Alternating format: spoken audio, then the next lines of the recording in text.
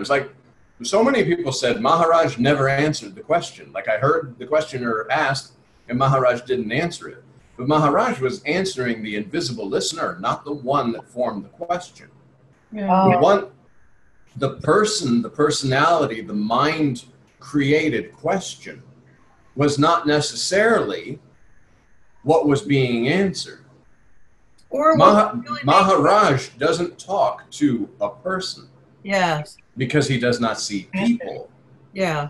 He is always talking to his own self, and in such a way, with no mind, it's just a free-flowing thing. This is just an instrument. Like one instrument is flute, one instrument is clarinet, and they're playing back and forth.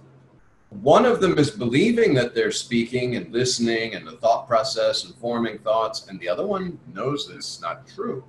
Yeah. So he's speaking to the invisible listener rather than the person. Exactly. Because once that detachment from the beingness occurs, you absolutely know that there's no such thing as a person. It's just the selfless self believing ideas and beliefs and concepts that are covering that fire. And then whatever selfless self believes it needs in that form, that the understanding needs to be there, it slowly, silently, and permanently erases those ideas and beliefs. Because the selfless self knows what ideas and beliefs it's holding about itself in that other form. Especially as it's recognized its own self as using a form and not being in one. You know, Nisargadatta Maharaj and I Am That, one of the first things that I thought was really cool was some kind of something, when I read I Am That, I read it from the place of the absolute was the questioner.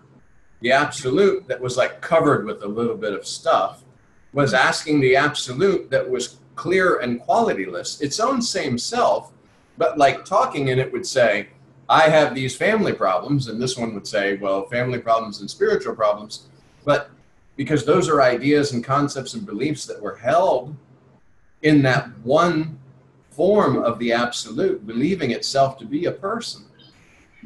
And when you read I Am That, or any of these books from that position, like Maharaj says, it's your story. And you, the absolute, the selfless self, are continuously asking questions about these things that have been added onto you that you're not sure about. And then you as the absolute and the qualitylessness is answering the question to the absolute based on the ideas and concepts that that particular form is holding that needs to be discarded. It is